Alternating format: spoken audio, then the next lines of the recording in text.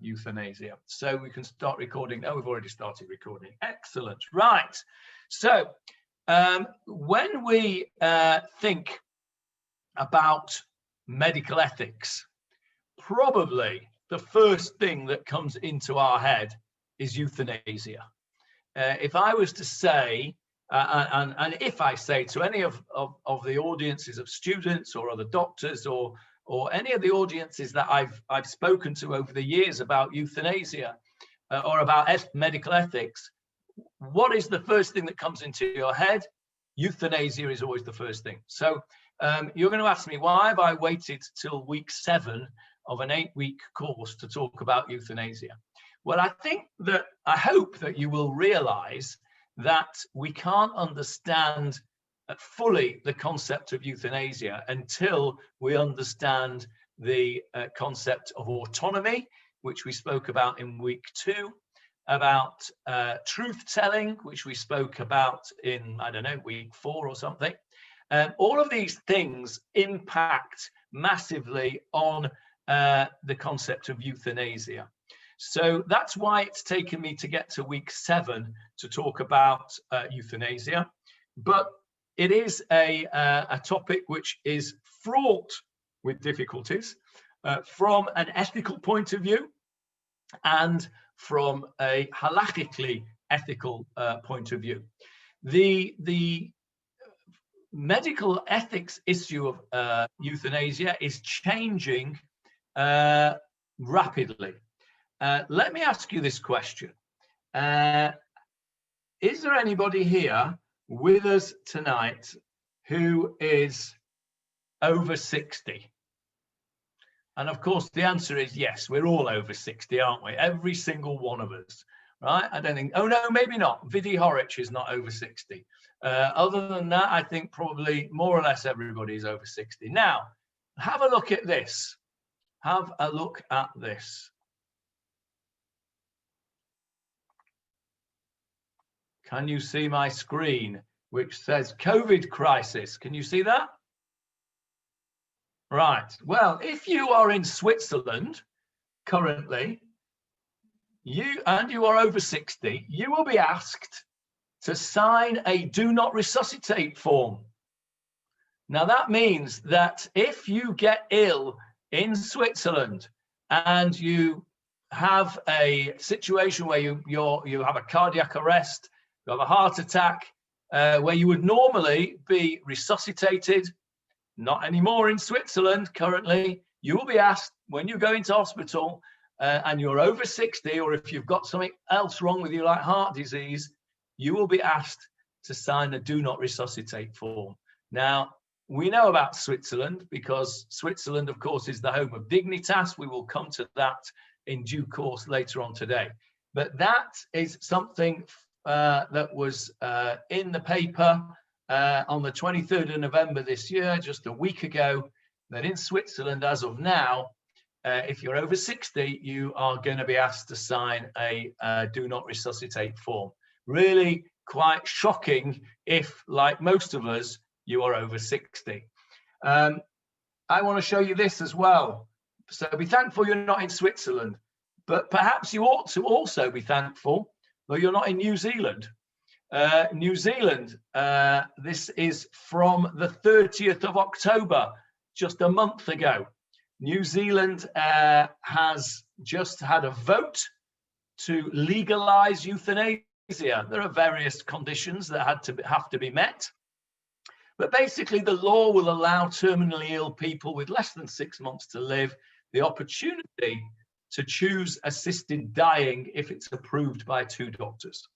And what's interesting is that 65.2% of voters supported that decision. That's a big majority. That's almost 2 to 1 majority of people voting for euthanasia in New Zealand. That will come into law next November in New Zealand. I also want to show you this, which I'm indebted to Bernard Olsborough, who sent this to me earlier on this week. This is an American survey that was done on doctors. And look at this. This is really interesting. They asked a bunch of questions to a bunch of doctors in America, and they compared the answers to the answers they gave 10 years ago. Not necessarily the same doctors, but a representative set of doctors. Should physician-assisted dying be made legal for terminally ill patients? In other words, that is active euthanasia. Should patients be allowed to choose that their doctors kill them if they are terminally ill? In 2010, 46% said yes and 41% said no. Look at the difference 10 years later. That is a very significant increase in the number of doctors saying yes, and a very significant decrease in the numbers saying no. And I think that this is a very stark demonstration to us of the shifting sands that we have to do with euthanasia in modern society. Now, it's not for me to put any value on this shifting sands, but it's there for all to see. Have a look at the next question that they asked, because this, I think, is even more telling. Should physician-assisted dying be made legal for non-terminally ill patients? So these are not patients who are terminally ill. These are non-terminally ill patients with incurable suffering. It's not clear. They don't specify exactly what they mean by that, but nevertheless, that was the question. Now, look at the difference here. I don't know if you can see the text is not that very big, so I'll read it. Here, we've got 37% of doctors said yes to physician-assisted dying for non-terminally ill patients with incurable suffering. 2 years ago, in 2018, just 2 years ago, that figure was 27%. So it's gone from 27% to 37% in a period of 2 years. And that is very, very significant. What it says in the text down here is quoting a chap called Dr. Arthur Kaplan. The shift reflects movements by many states to legalize assisted dying for the terminally ill. So I just wanted to share that with you to show you that the kind of figures that we're looking at mean that it's clear that views are changing, and they're changing very rapidly. I first gave these series of lectures 30 years ago.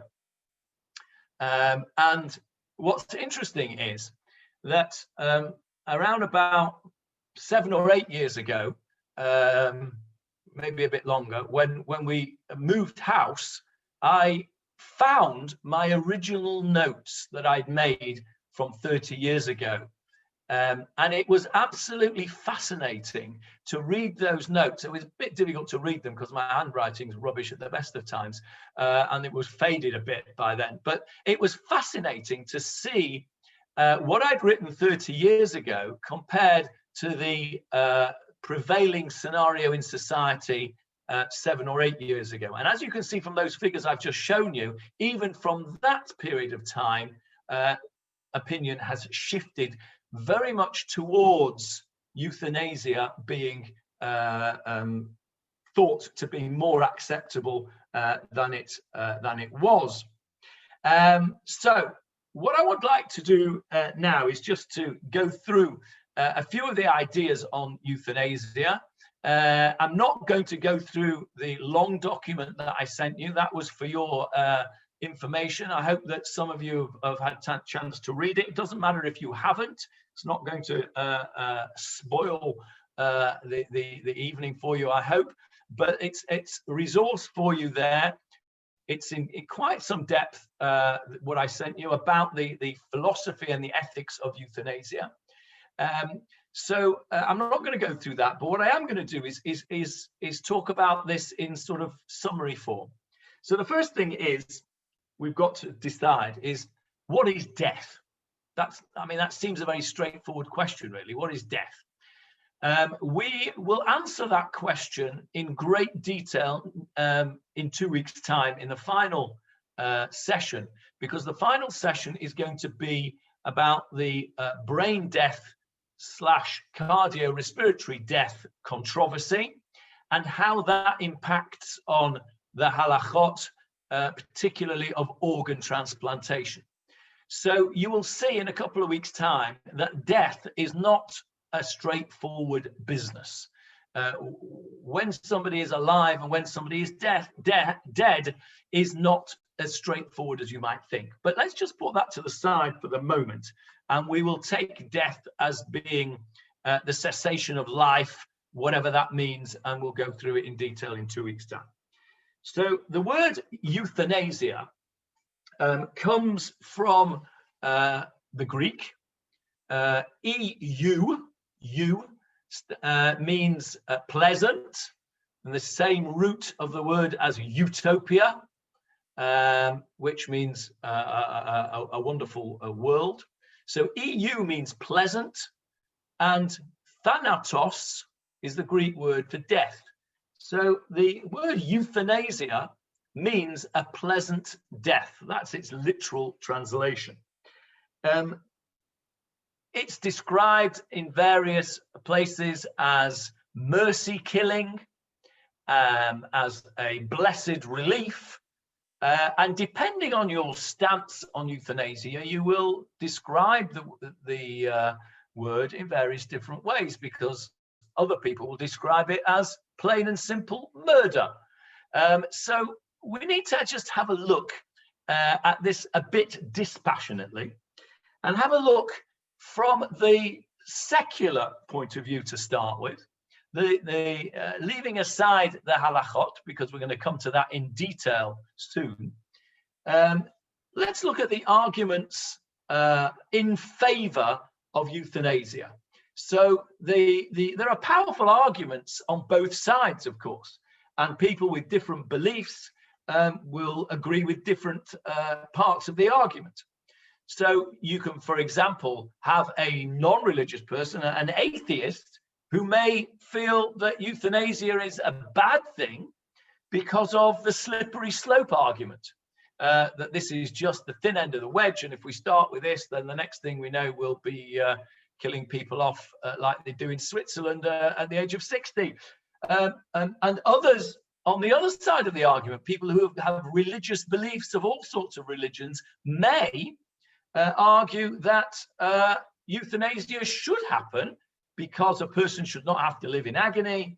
But for them, the idea of sanctity of life may outweigh other arguments. So let's have a look at what arguments we would have for euthanasia to start with. And I'm going to share the screen with you once again.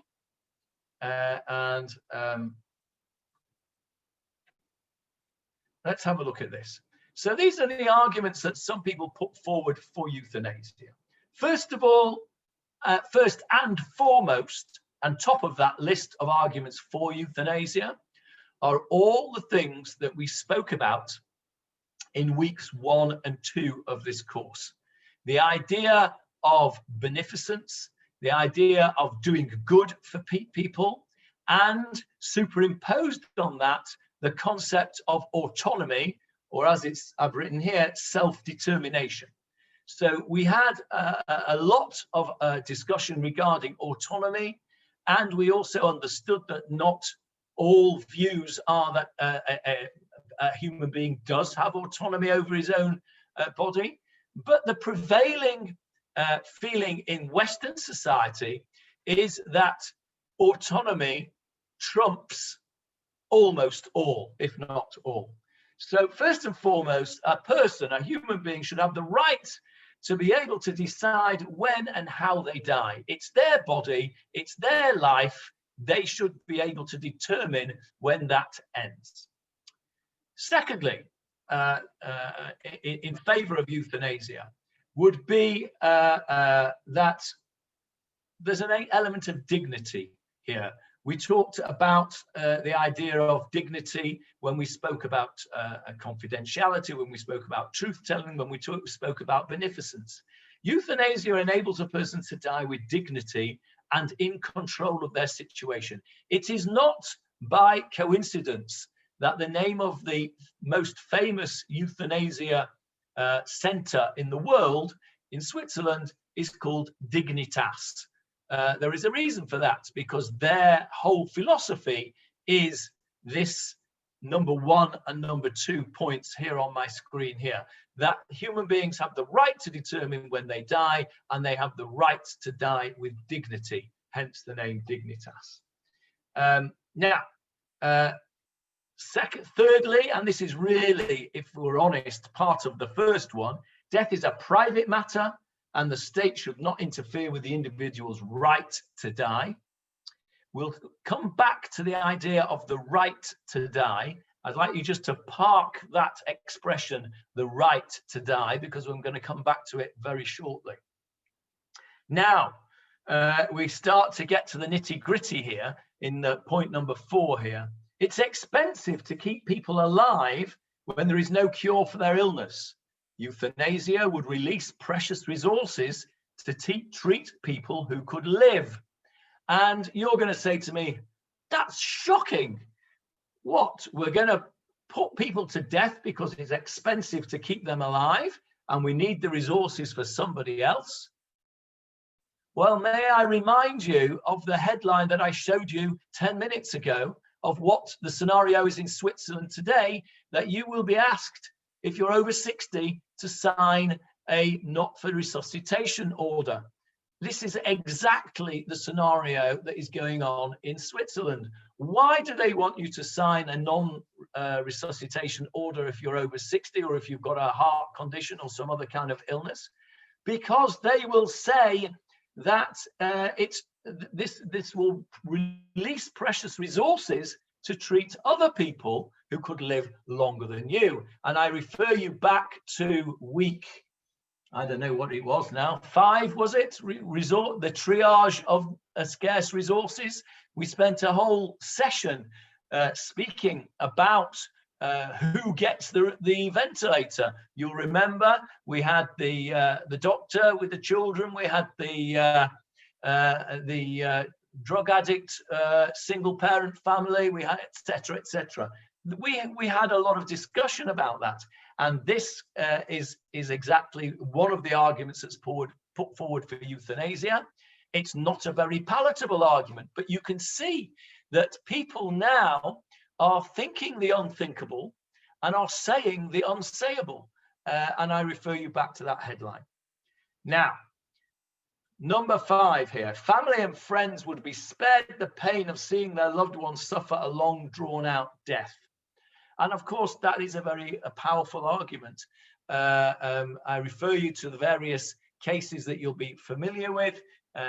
Those of you who are from the UK will be familiar with Diane Pretty, with Tony Bland, and Nicholson, I can't remember his first name now. All of these sad cases where people wanted to die and went to court to try and have the right to die, and their family and friends supported them because it was very painful to see them. It's a powerful, powerful argument, but there's a counter argument which we will come to shortly. And finally, on this list, society permits animals to be put down as an act of kindness when they are suffering. The same treatment should be available to humans. The logic is difficult to fault. If it is a kindness to put down a suffering animal, why is it not a kindness to put to sleep a suffering human, as long as that suffering human wants to be put to sleep? So that is an argument which is put forward on the basis of logic, and it's quite difficult to counter unless you bring into the argument a factor which I'll call the X factor, and that is something which we will call the sanctity of life. because that is really where the arguments come against euthanasia. Let me take you down the page to the arguments against euthanasia. Remember, we're talking here from a non-religious perspective. We're not talking about halacha right now. We're coming to it soon, but not right now.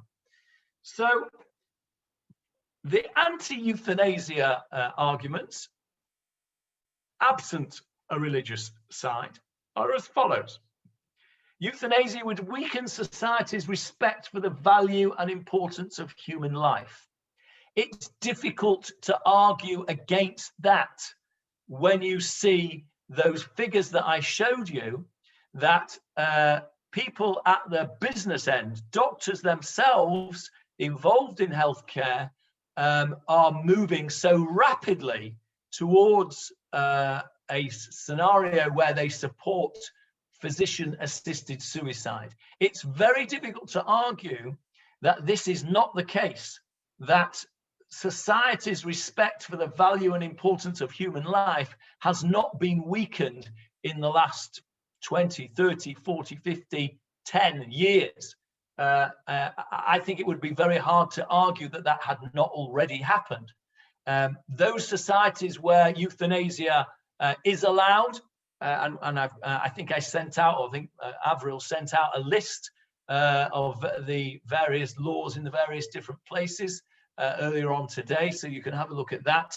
Those places where euthanasia is legal, I would argue, well, maybe I shouldn't be saying I would argue, those who are against euthanasia would argue that respect for the value and importance of human life has already started to be eroded in a serious way. And secondly, and this is something which I have heard direct from the mouth of senior, experienced palliative care physicians, that there really should be no need for people to be in pain.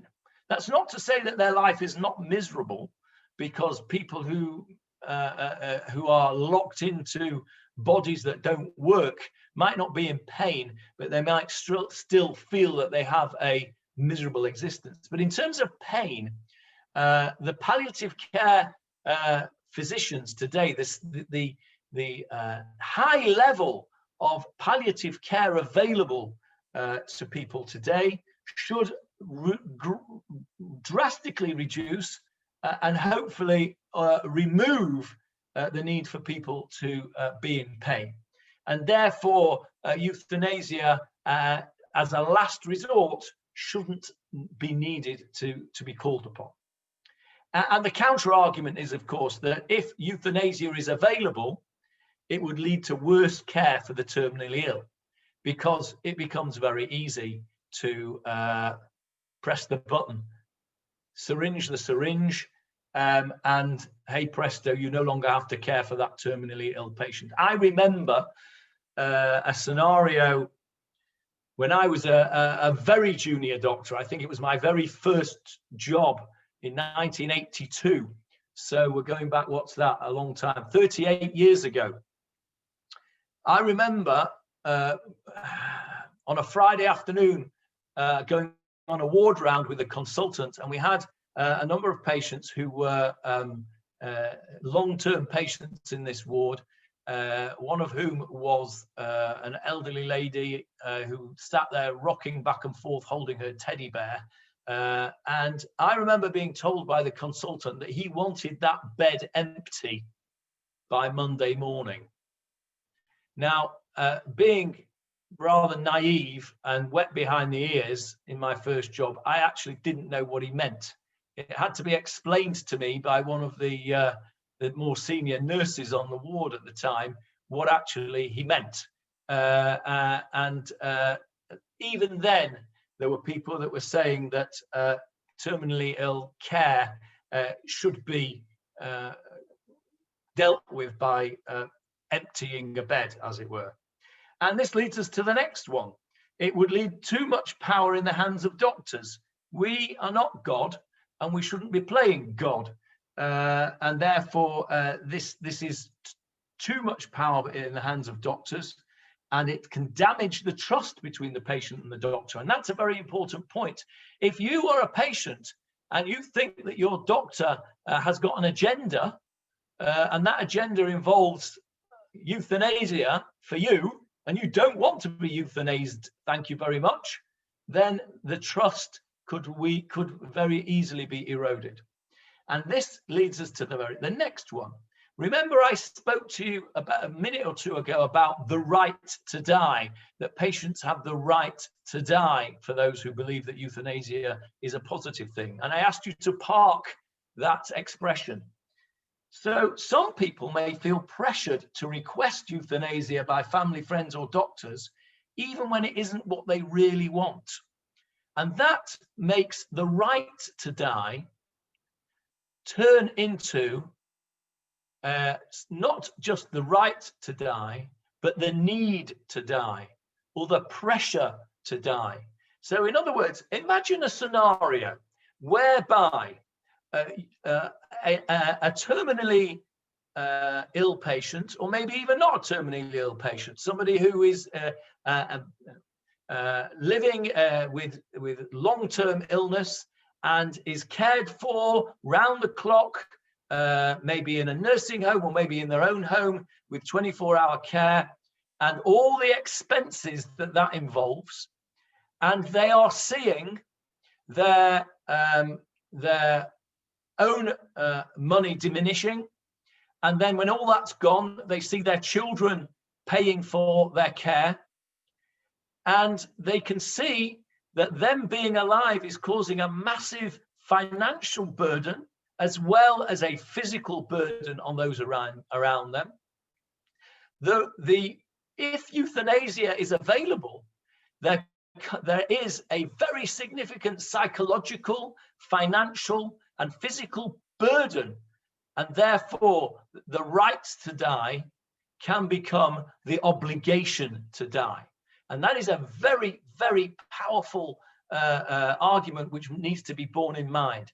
The pressure on a person to request euthanasia if it was available, even though that might not be what they really want, and they're not going to tell anybody it's not what they really want, but they're seeing the pain and the difficulties and the burden. How many times have you all heard your friends, your relatives, your friends' relatives say, "I don't want to be a burden"?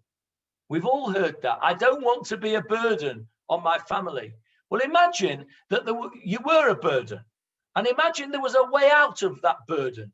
And a way out of that burden was to say to your doctor, "I would like physician-assisted suicide," and it's available. And you know that you can do that, and that could be the ultimate sacrifice that you could make for your family, because you know you are a burden, despite the fact that they tell you you're not a burden and they do it with love and all that stuff. You know you're a burden. And if you don't want to be a burden, the right to die can very easily be turned in to the obligation to die. And that is a very powerful argument against euthanasia, the pressure that people may feel. Next, it would undermine the commitment of doctors and nurses to save lives. Well, that's for sure. That ties in really to this one. It would lead to worse care for the terminally ill. If that's an option that's available, then it's human nature. However altruistic you are, there's going to come a point in your career where the commitment to save a life, to look after a person, is not quite there. I remember reading a book shortly after I qualified, a book by an American guy called Samuel Shem, S-H-E-M, who was a junior doctor, who was an intern in America, and he wrote a book called The House of God. And it was about a hospital, about a junior doctor. It was about his own experiences as a junior doctor. And he had the 10 commandments, the 10 rules of the house of God. And one of those rules was the only good admission is a dead admission.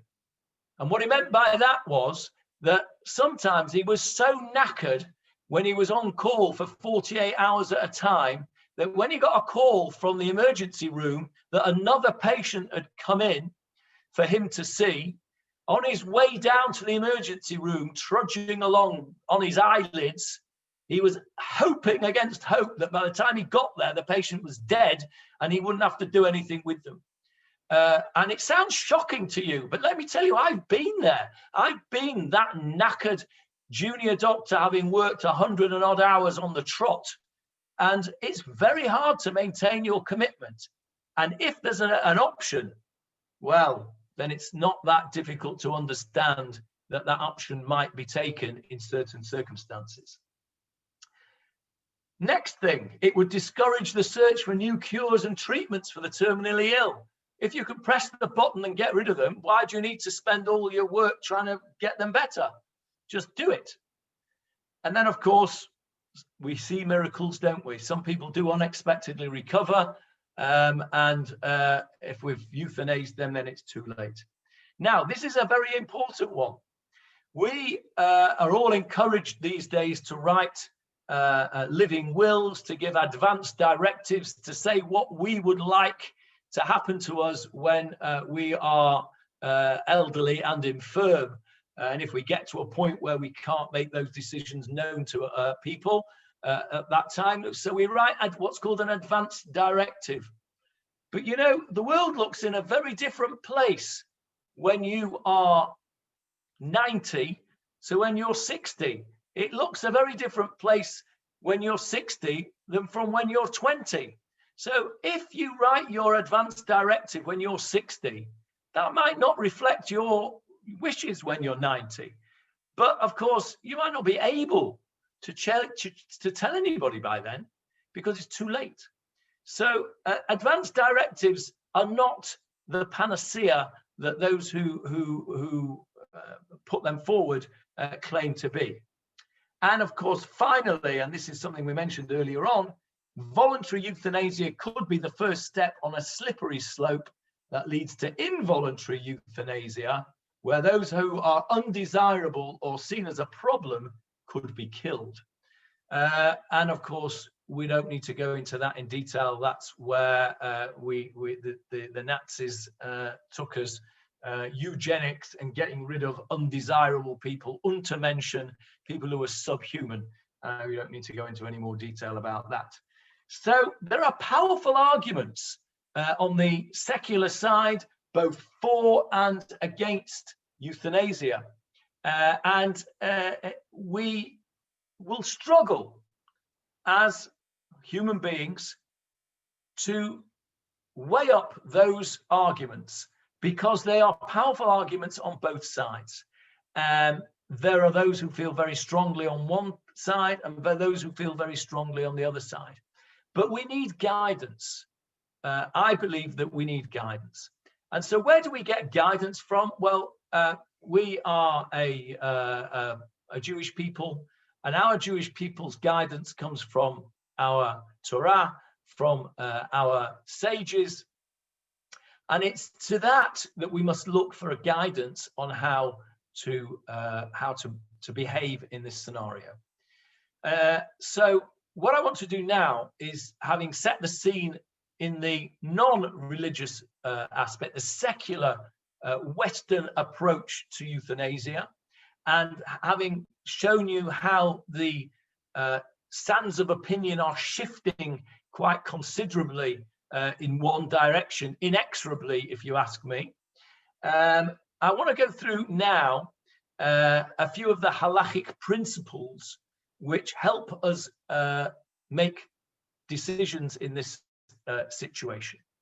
And much of the information that I sent out to you in the coursework, the long document that I sent you, there's a lot in there about the halachic side of things.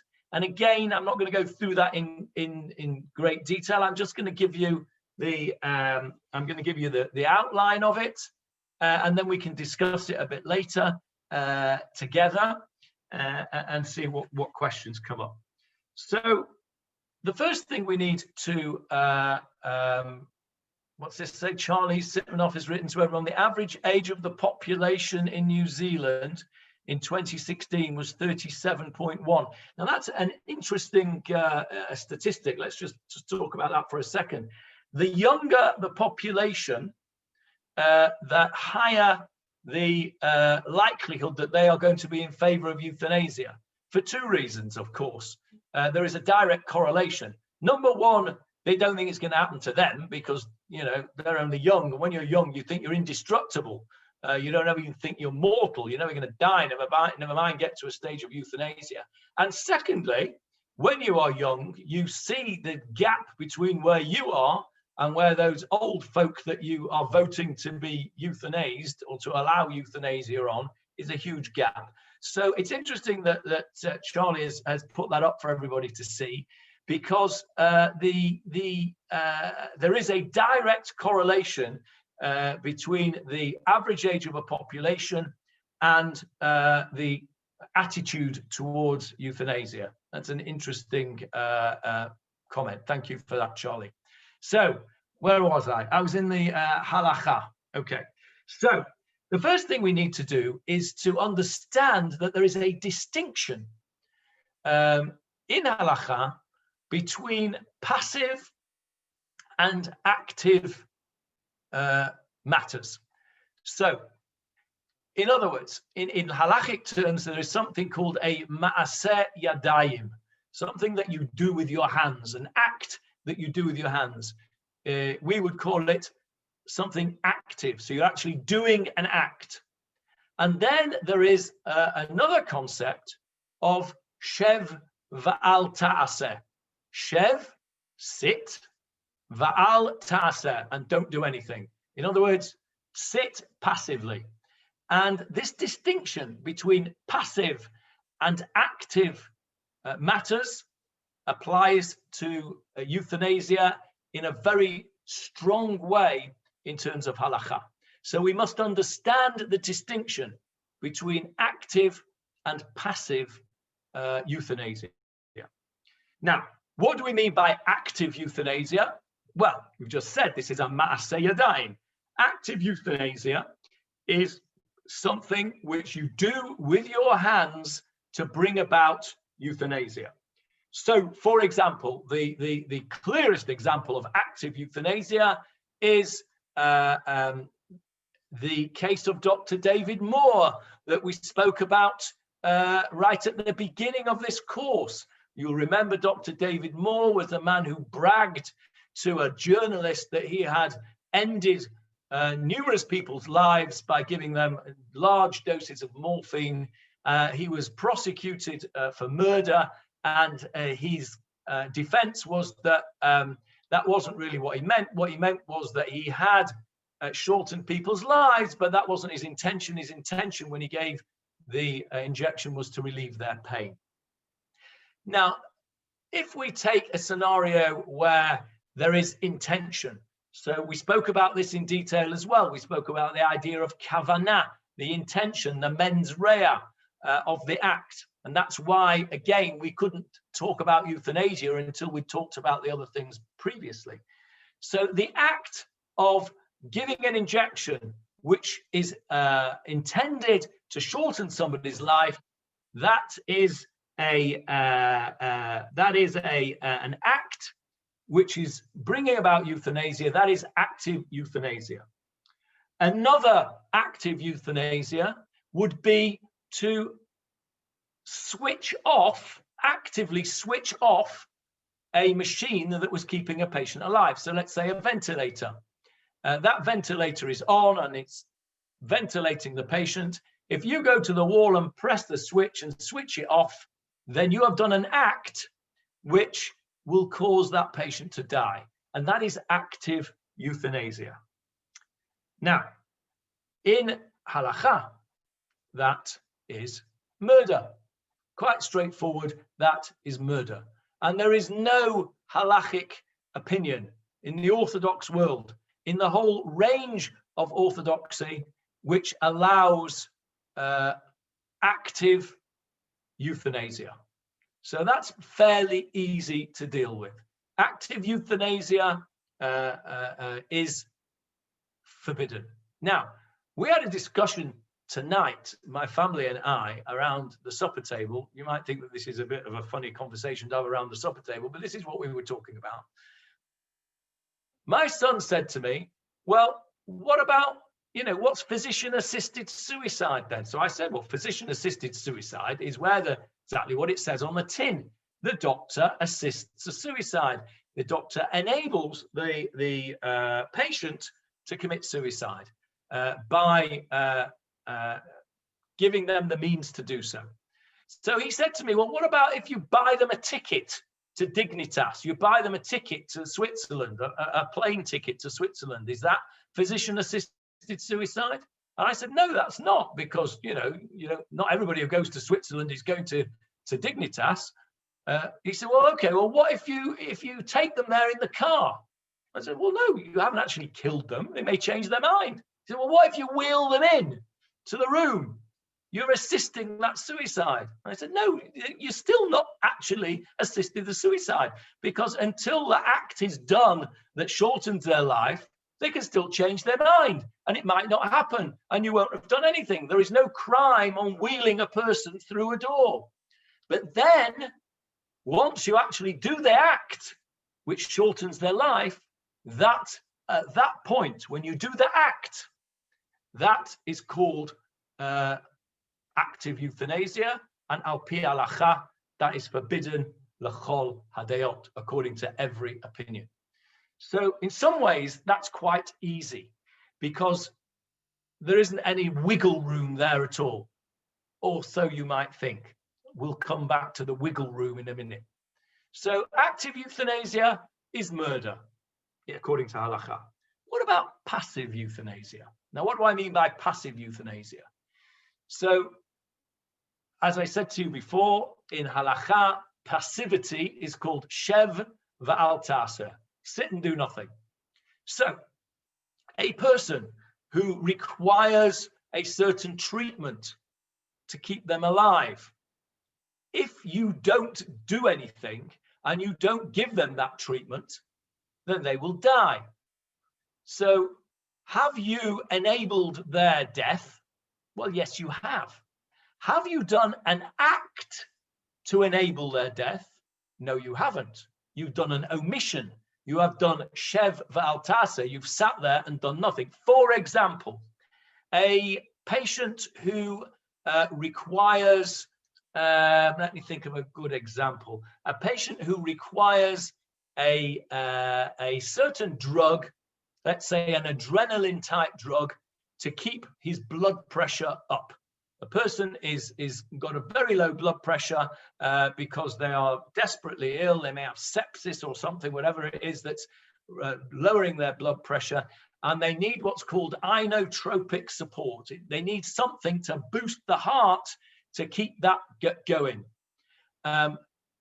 If you don't put the adrenaline in the drip, then they're not going to have that support and their heart is going to stop.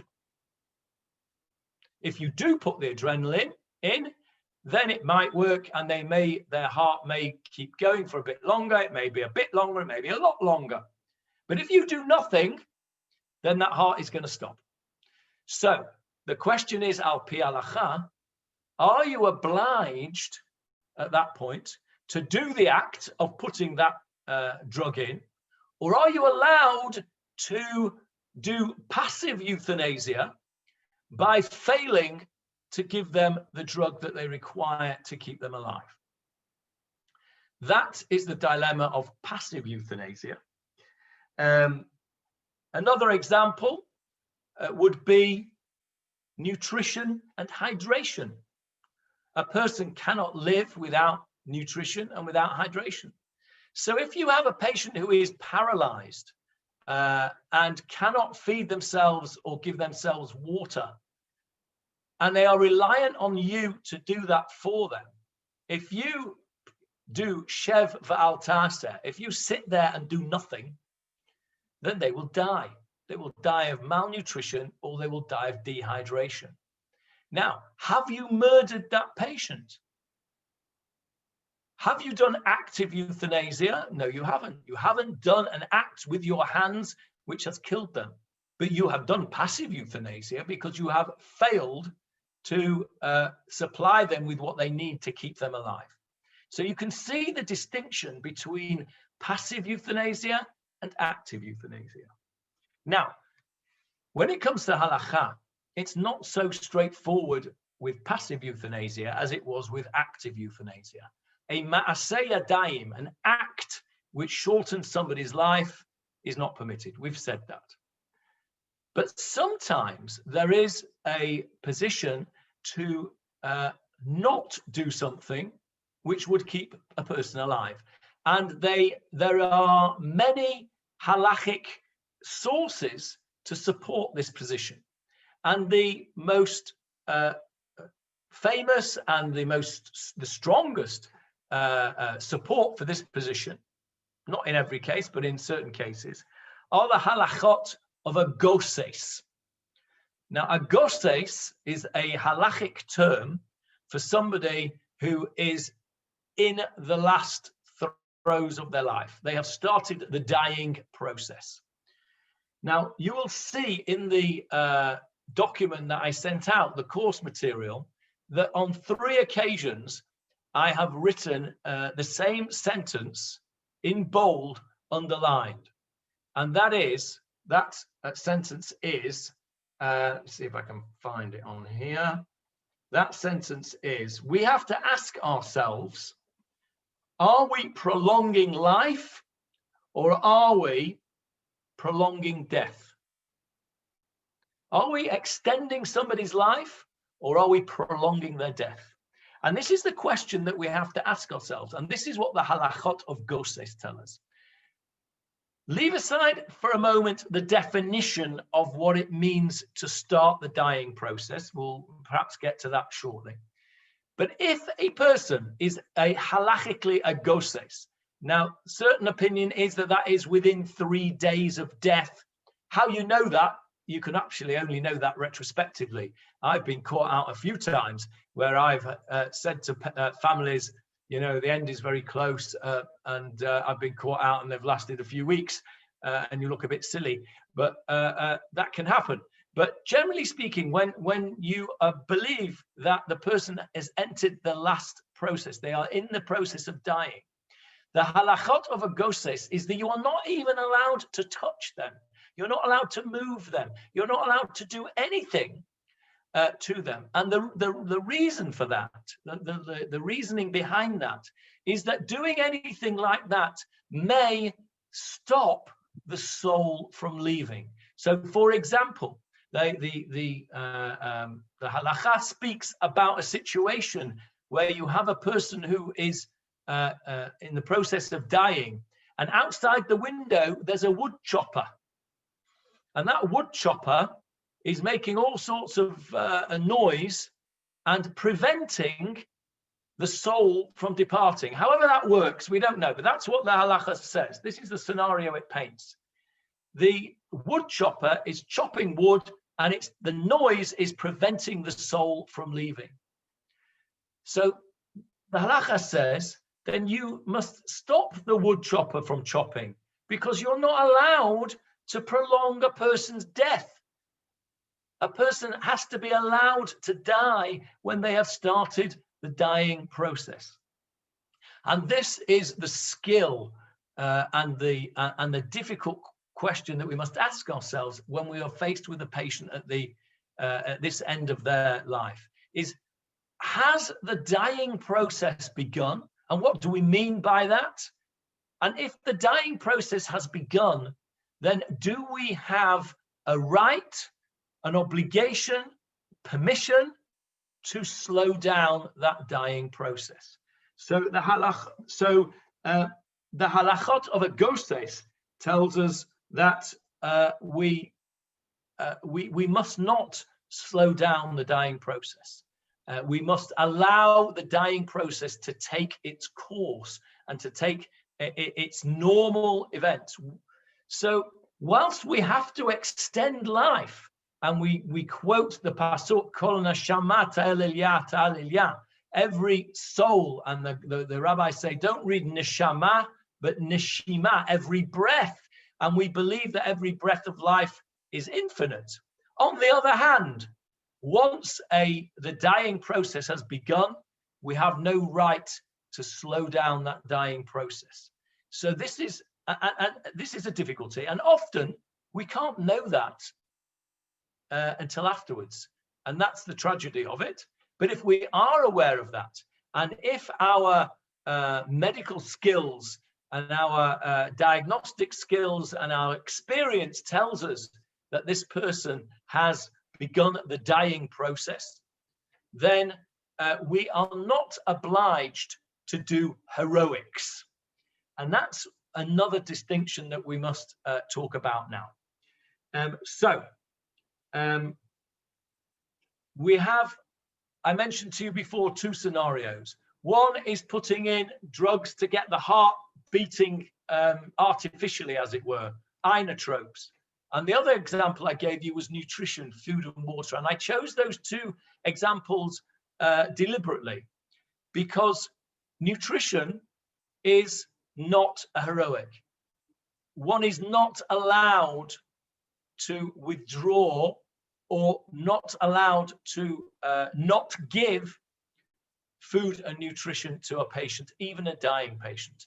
A dying patient must be fed and must be watered appropriately, obviously not inappropriately, but if it's appropriate to give them food, you must give them food. If it's appropriate to give them liquids or to give them a drip, they must not be allowed to die of dehydration and malnutrition, because that is a basic right of a person to have nutrition and hydration. Similarly, things which are considered standard treatments, for example, simple antibiotics for somebody who has an infection, a chest infection, that would be normal to give that patient those drugs, and that would normally be given.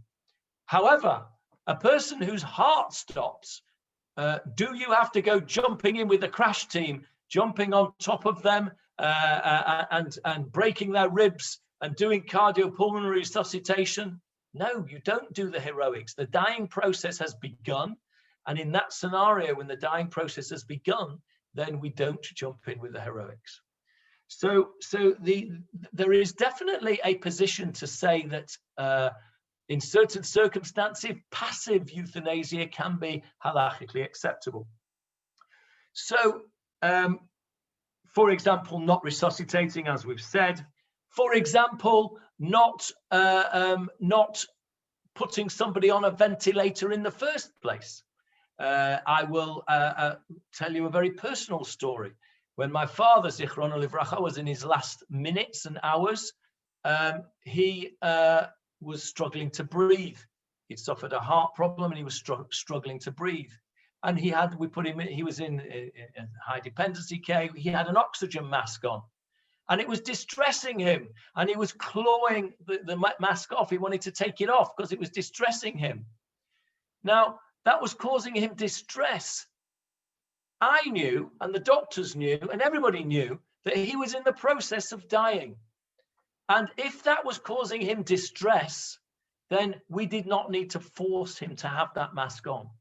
Had he not started the dying process, then oxygen, of course, is a normal, non-heroic thing to give, and we would be giving him oxygen. But once he started that position, that process of dying, and it was distressing him, then it was right to allow him to take that oxygen mask off. We were offered, do we want to ventilate him? And the doctor said, if we ventilate him, the chances of him ever coming off that ventilator are almost zero. So halachically, it was the wrong thing to ventilate him. So we didn't ventilate him. And he passed away peacefully with his family around him. But in some ways, what we practiced there was a sort of passive euthanasia, because we didn't force him to have the oxygen. We didn't force him to go on a ventilator, which would have extended his life, because the dying process had begun. He was a goses, and therefore it was not the right thing to do. So passive euthanasia does have a position to do that. For another example, A person who is started the dying process, who's got medication in a drip. We mentioned the inotropes. What about insulin? What about a diabetic patient who needs that insulin to keep them alive?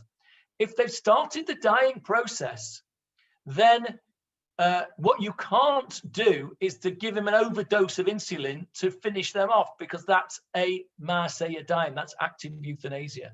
But what you might be able to do in certain circumstances is to sheva v'al tasa, to sit on your hands and not put insulin in the drip. That would be another situation. Now, every situation has to be taken on its own merits, and you cannot paskin halacha from these lectures or anybody else's lectures. Every situation has to be discussed with doctors and halachists as well. But passive euthanasia, there is a position for. Now, what about the wiggle room that I talked about? Is there a way where we can turn active euthanasia into passive euthanasia? Now, that sounds a bit tricky, doesn't it? If it smacks to you a bit of selling your chametz, then you would be right. Many of you will not be comfortable with the concept of selling your chametz at Pesach, because you know full well that really you're not selling it, and the non-Jewish person who's buying it don't want it anyway, and it's all a big fiddle, and really it's just locked away in your cupboard. Well, that's not true, because if you view it like that, then you haven't sold your chametz. But there are many people, myself included, who try very hard not to have any chametz to sell for exactly that reason, because it doesn't feel right. It's not proper. So you're going to say to me, well, how are you going to turn active euthanasia into passive euthanasia? That's selling your chametz. That's a loophole. Let me tell you a couple of things that can happen, a couple of scenarios. And this happens commonly. You have a patient who is at the end of their life. They've started the dying process and they are on a ventilator. They were put on a ventilator before they had started the dying process. But now they've started the dying process and they're on a ventilator, and that ventilator can go on forever and ever and ever. And that person is then not being allowed to die. That person is a goses. And in fact, what you're doing is preventing them from dying. You're extending the dying process. But we've said in that scenario, you would be allowed to do a passive act. What you can't do is go to the wall and switch it off. So how are you going to get round this? And the way that it's got round is that the machinery is put in the first place on a time switch. These things are done on time switches. So you put the ventilator on a 24-hour time switch, and let's say it's programmed to go off at 10 o'clock in the morning. Well, every day at 9:30, you flick the switch over to the next 24 hours until the time comes when you don't want to do that. And then you shev va'al tasa, you sit on your hands and you don't move the time switch, and the time switch comes along and it clicks itself off at 10 o'clock in the same way as your lights will click themselves off at 10 o'clock at night on a Friday evening before you go to bed. The time switch will click off, the ventilator will stop, and the patient will be allowed to pass away. That is a scenario where you are turning an act of active euthanasia, which would be forbidden.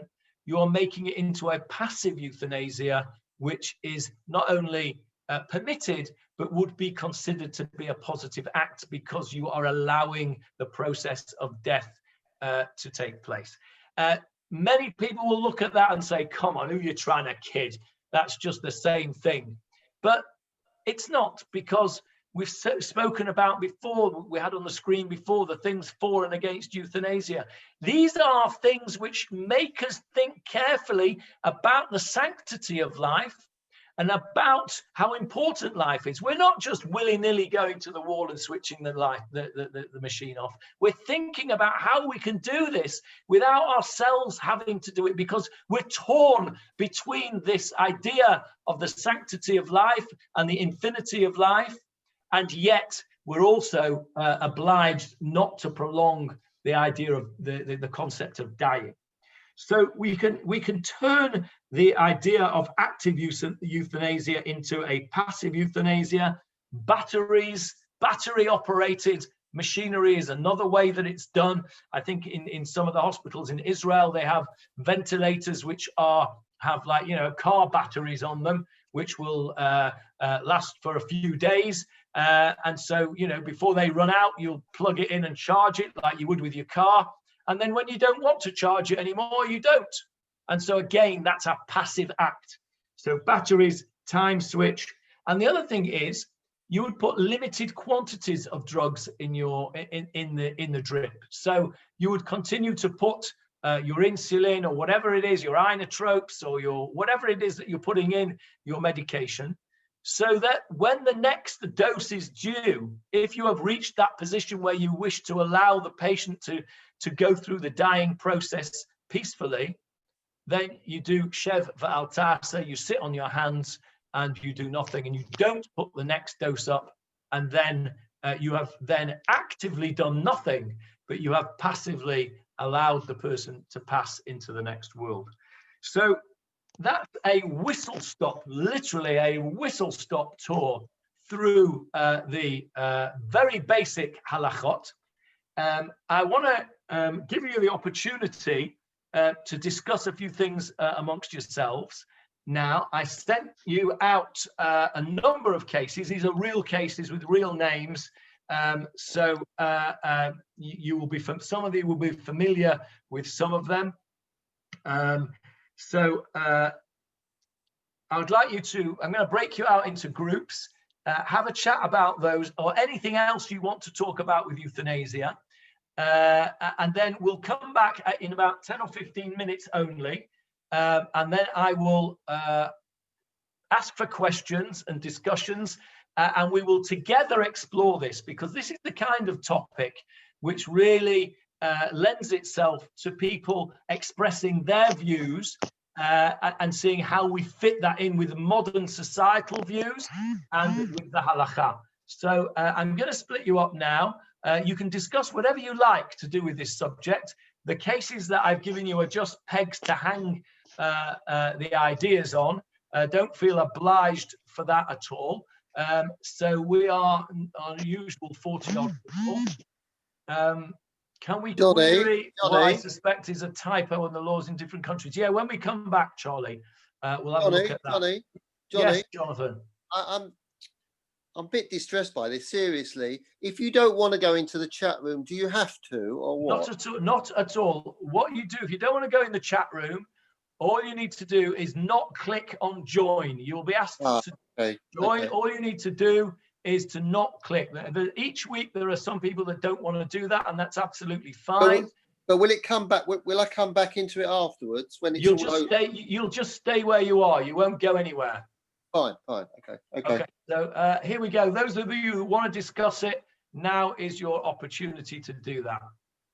Those of you that don't will just stay there and make yourself a cup of tea or talk amongst yourselves. So now you should get your join symbol to join if you want to. So I don't do anything. I don't push later. Just leave it, yeah? Yeah, just leave. If you don't want to join in, then just leave it. That's fine. Okay.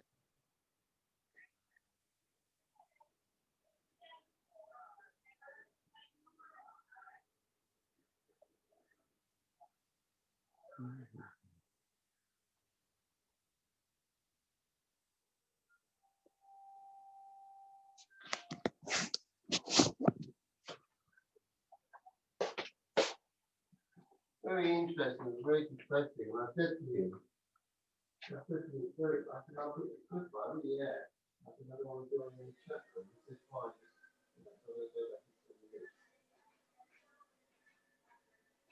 You okay? Yeah. Pardon? No, it's okay. It's okay. Oh, good, good. I've got to ask you. It's very good, but it is very distressing. I don't know.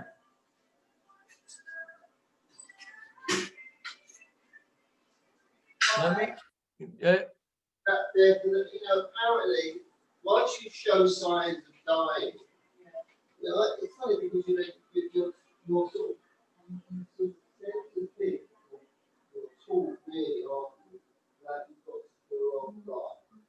Because if someone, like, you know, you say to me something like, oh, you're the last day to share, so I think you have to do long life. You don't, it's the opposite.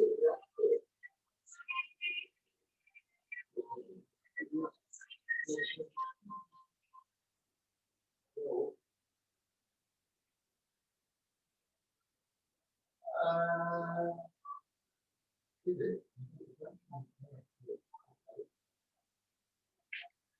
No, funny, I don't know what it is. I don't know, I still, oh, you know, no, I know what it was. When I went to no, I don't know.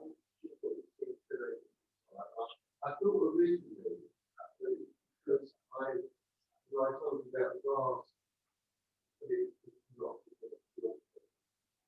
Funny, I'm just looking, and green stone, I don't know why. Yeah, no, I don't know. I'm not. I think I'm not.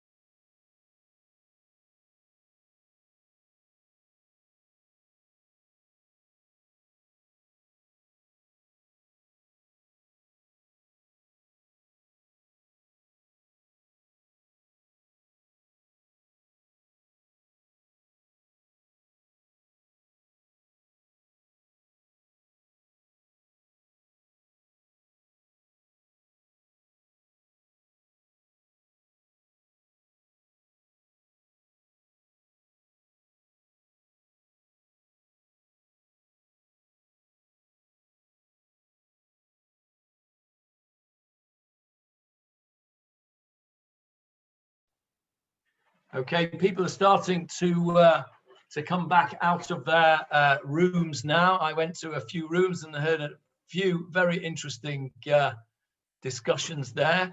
We'll wait till everybody's back, and then we will see who would like to kick us off with a discussion about it.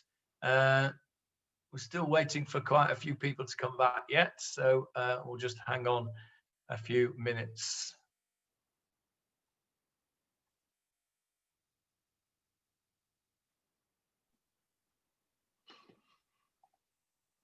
Right, here they all come now.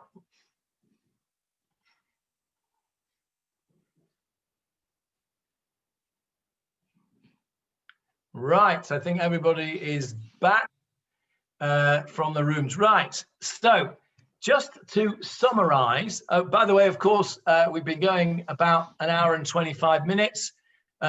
Please do not feel obliged to stay for the discussion. Those of you who've had enough, those of you who found it distressing, I apologize. That's not my intention, of course. Those of you who've had enough, feel free to leave. Those of you who wish to stay and have some further discussion, I will stay as long as anybody wants to stay. So don't feel obliged, but we're here if you want to carry on discussing. Who would like, hands up with the hands up icon, who would like to make some comments or questions about either the secular or the halachic approach that we have summarized tonight? Who would like to start?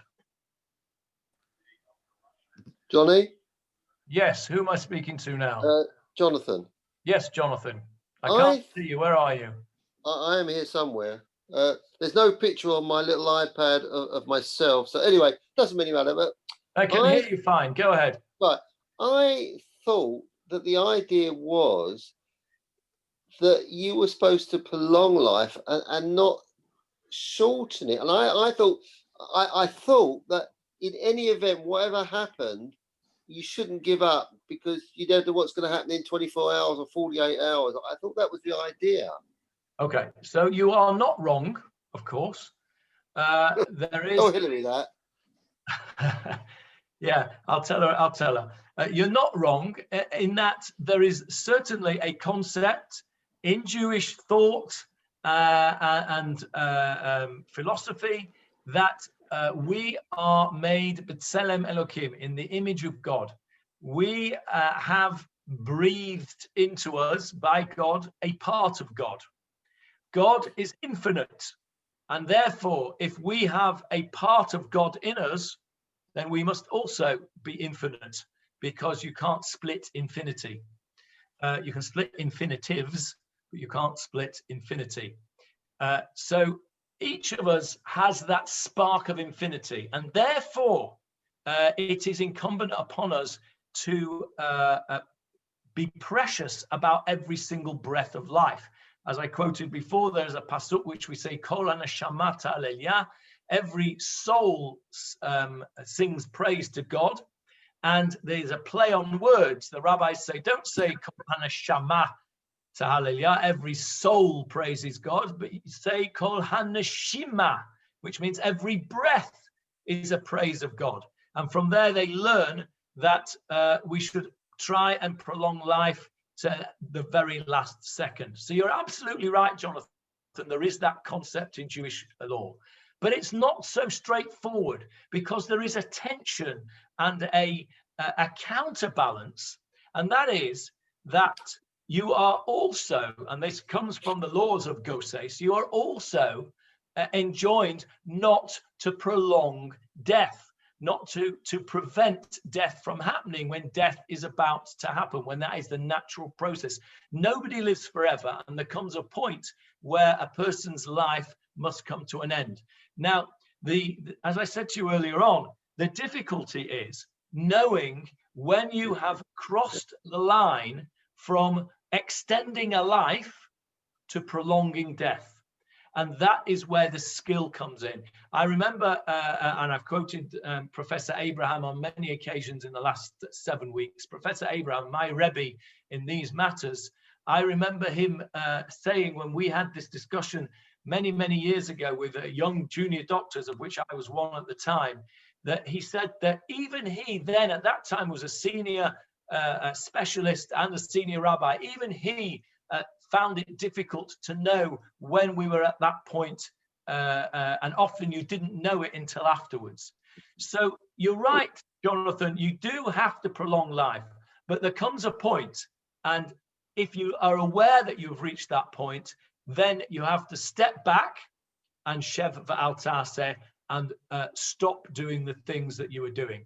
It's not an easy concept to get your head round, and it's an even less easy thing to do, because somebody has to make that decision as to when that point has been reached, when that point of no return, if you like, has been reached. Okay, thank you. Howard has his hand up. Yes, Howard.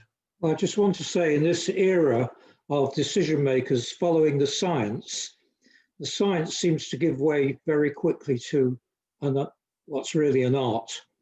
I don't think it's skill as much as an art to making these decisions, and I don't envy you. I think you are right, but I would say that the skill is the art. The art is the skill. And it's not something that you can do. It's not something, I'll come to you in a sec, Charlotte.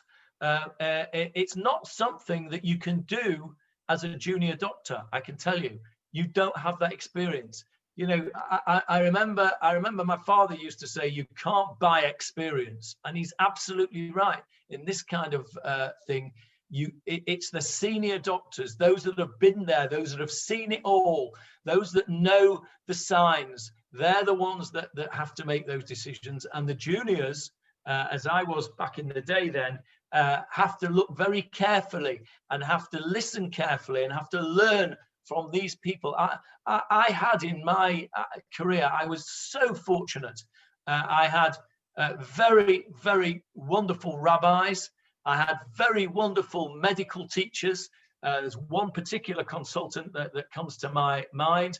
A real old-fashioned consultant. He was not a Jewish fellow, a man called Richard Stone, and he was a real old-fashioned consultant, and he just instinctively knew about patients.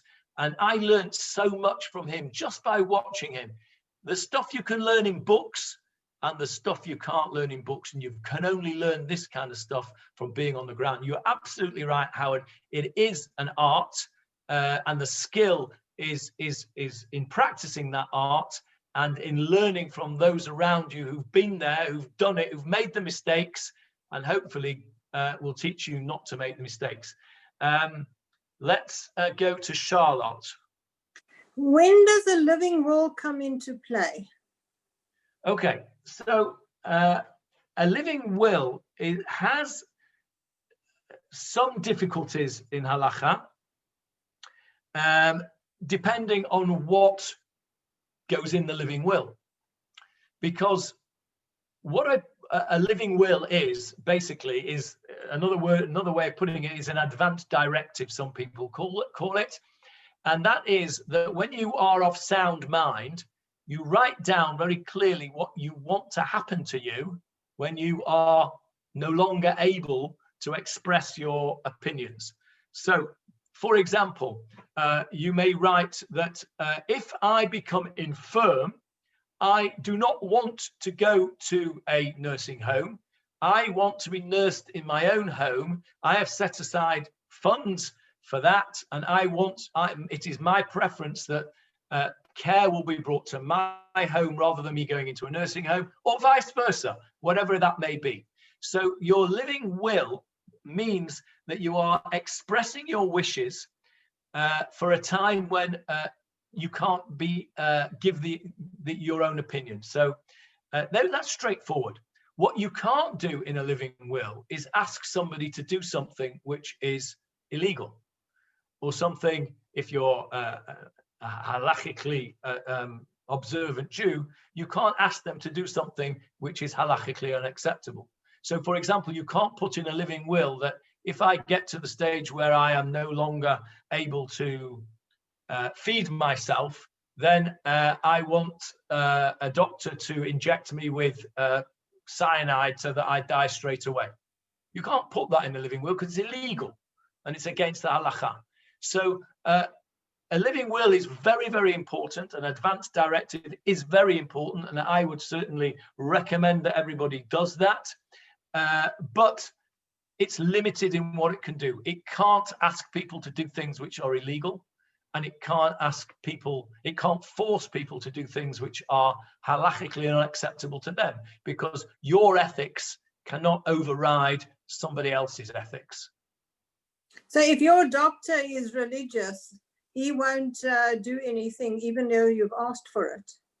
Depends what you're asking him to do. If what you're asking him to do is either ethically or halachically objectionable to him, then he has no obligation to do it. Your will does not override his will, if you like. So, for example, I think I might have mentioned this in passing in previous weeks. My senior partner when I was a junior doctor was an Orthodox religious Catholic woman, and she would not prescribe contraception under any circumstances. She did not believe in contraception. She wouldn't prescribe it. Any woman that came to her for contraception, she wouldn't have anything to do with it. But she made it be known that down the corridor, there was another doctor who would help them out. So it wasn't that she was saying, you can't do it. She was just saying, my ethics and my religious beliefs do not conform with what you're asking me to do. And there was no obligation on her to do that. There was an obligation on her to facilitate the patient to go somewhere else. But if you have a living will, which includes something which is objectionable morally or halachically to somebody who's caring for you, then it's not a situation that your will overrides his will, or vice. He's the one that's having to do it. He would have to facilitate your will, as long as it wasn't illegal, by getting somebody else to do it, but he wouldn't be obliged to do it himself. Okay. Barbara, you'll have to unmute, Barbara. We can't hear you. Sorry. Okay. Yeah. Just to get back to when you were talking about doctors knowing when a person may be about to die, I don't think we give enough credit to care home staff and nurses who are, particularly care home staff, who are dealing with these things, dare I say, more than doctors, because they are living with these sadly elderly people who are all going to die. They're only going to leave those nursing homes dead, let's face it. And they have so much experience, and we really don't give them credit for how they deal with the elderly people, how they do, this is from personal experience, how they deal with elderly people, how they deal with them when they are about to die and when they have died. So that's my shout out for our care home staff. Absolutely agree, 100%. I in my career as a GP, many times would go to nursing home and would use the experienced nurses' opinions. And I'll tell you something else. Patients know as well. The patients know as well. Without a doubt, Barbara, I endorse everything that you've said about the nursing staff. And experienced, good nursing home staff are just top of the tree as far as I'm concerned. Absolutely agree with you. Anybody else with any comments? I have a question. Yes, go ahead. Does a person who is extremely ill or terminally ill, whichever word is more correct, do they, like, is there a sign in their condition, like the caregivers can actually feel or see the sign that it's coming, that the passing is coming soon? Sometimes there is. Yeah, sometimes there isn't, but sometimes there is. There's a certain type of breathing that you see with patients who are sadly entering the last phase of their life. It's called Cheyne-Stokes breathing. It's a certain pattern of breathing. Many of the old-fashioned books used to talk about the death rattle. What I was saying to one or two of the groups where I joined in is this idea of the ghost, of the person who has started the death process. It used to be very straightforward because we didn't have ventilators, we didn't have antibiotics, we didn't have drugs. You knew when a person was very poorly, there was nothing you could do for them, and you knew that they were going to die very shortly of their illness. It's much more difficult today because there's so many more interventions that we can do, and now it often is the case that we only know that they were in that position after it's happened. But there are still some signs, sometimes, but not always. What about the saying that they say that a person feels better just before it's going to happen, and people think they're recovering and they're all smiles and everything, and then boom? Is there any truth to that? I don't think there's any scientific evidence for it, but there's probably enough anecdotal evidence to know that it happens. How you would prove that scientifically, I don't know. Maybe Dr. Berger's going to tell us that you can prove that. Come on, tell us. What do you think? Right. No. I got to unmute myself there. Yeah, I also certainly, anecdotally, I know in terms of a very good friend of mine whose mother had been quite terminal for a while, and then she picked up considerably about a day and a half before she died, and then she died. I was going to ask in terms of clarifying, because I understand in terms of the material that there's certainly here in Israel, doctors actively assisting suicide, so to speak, is illegal. Now, before I left Canada, there was a tremendous controversy going on where the law had changed in terms of doctors being allowed to assist in terms of suicide, and there was pressure because of this from the medical disciplinary boards in some of the provinces in Canada to essentially to compel doctors to go along with it. And of course, a group of Frum Jewish doctors were among the first to protest this and to say, no, you can't compel us to do something which is so much against our principles. I know a very good friend of mine, a younger woman psychiatrist who had been one of my trainees and is now still there. She hopes to come to Eretz Yisrael one of these days on Aliyah. But she was very much in the forefront of fighting this. What was the outcome? Well, that's the thing. The outcome, as far as I know, is it's still being argued and fought in the courts in terms of whether doctors can, under threat of disciplinary action, be compelled to do something like that, where threat of disciplinary action, by the way, means, unlike what you were doing in terms of your Catholic colleague and sending people down the corridor, that no, not even being able to refer to somebody else and saying, this is against my principles, so if you want that, go to the doctor next door. No. And that's, again, one of the big controversies. So I was wondering in terms of what you know in terms of the latest situation in England about this. Okay, I'm very grateful for you raising that issue because I wasn't aware of that situation in Canada. And what you've told me, I find shocking. I find that shocking in the true sense of the word, in that I am shocked because a society which does not allow people to have morals and ethics which are of I was going to say a higher standard, but let's say a different standard, and force people to act against their own morals and ethics.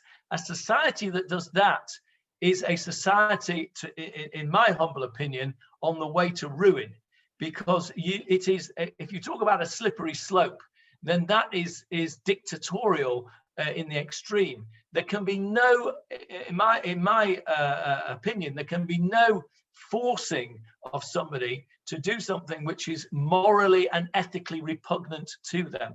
And I'm surprised, I'm shocked, and I'm saddened to hear that. I think we need to keep our eye close on that, and please let us know the outcome whenever it happens, because I would be very, very distressed to hear that that is enshrined in Canadian law.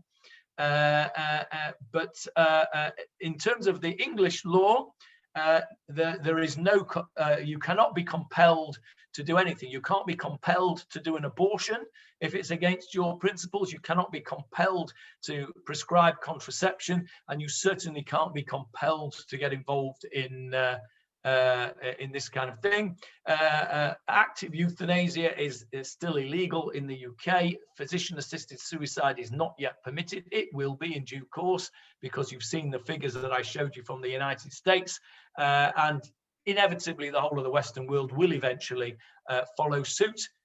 Where the Swiss and the Dutch lead, the rest of us will follow eventually.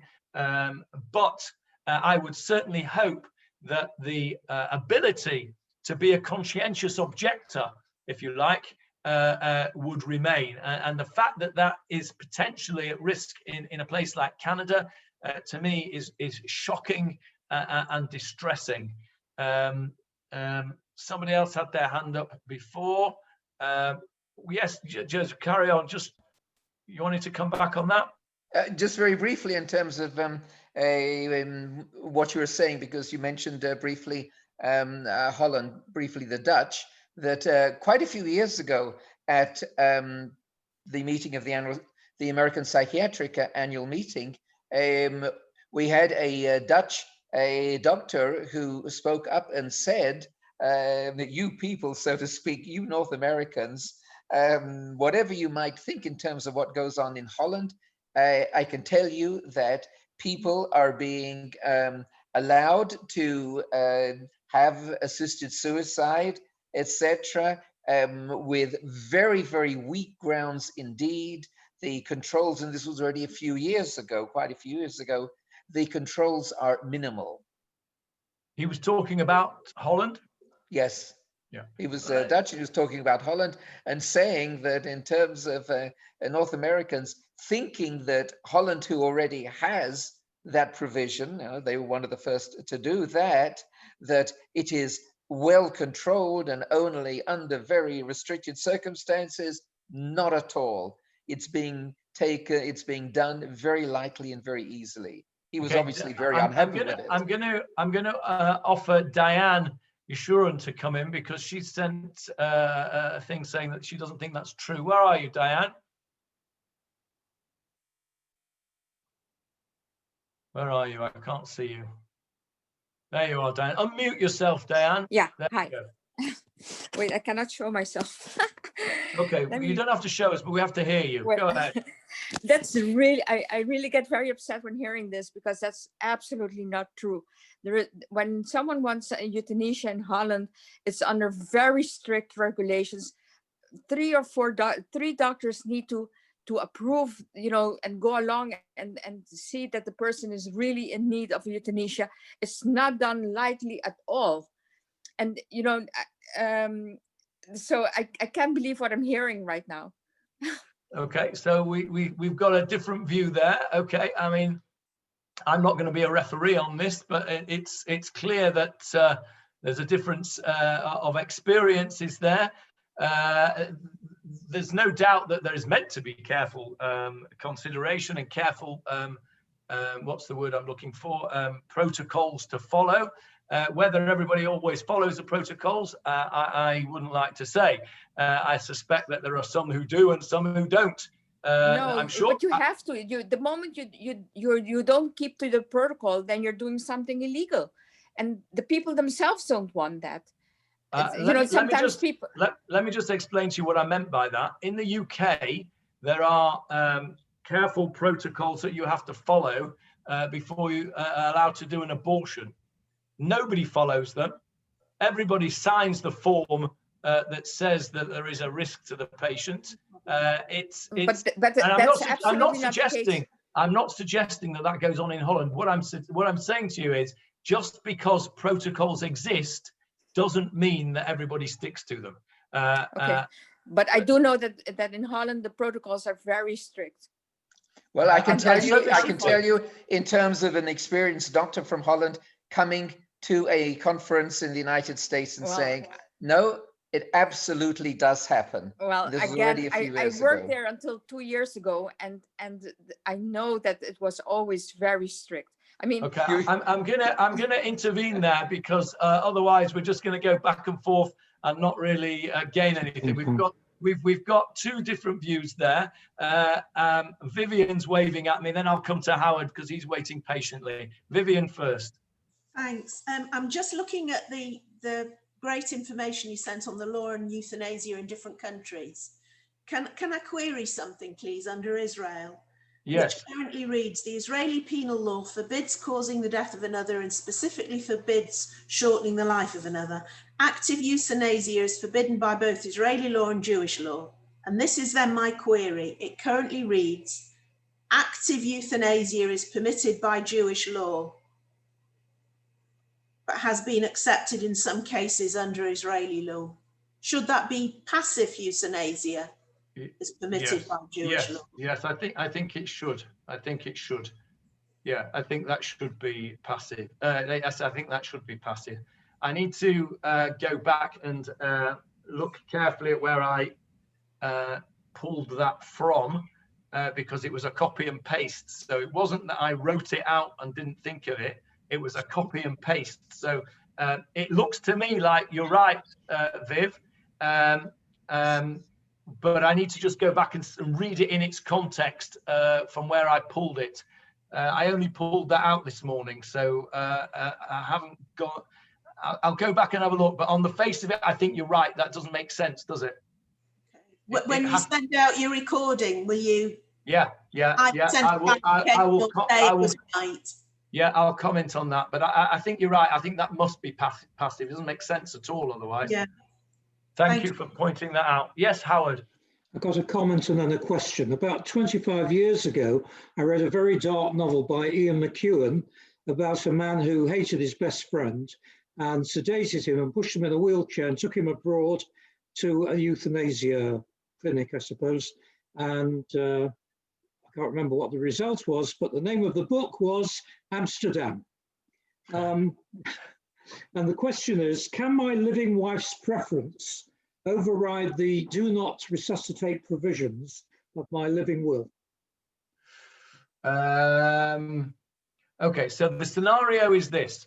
You have made a living will that says, in certain circumstances, do not resuscitate. Theoretically, yeah. Theoretically. Yeah. Your wife says, I want you to resuscitate. Says to the doctor, such a thing has happened. I want you, if something's happened, you can't do it after it's happened. We haven't got time to debate it then. It has to be before the event. You're no longer in a position to give your view. I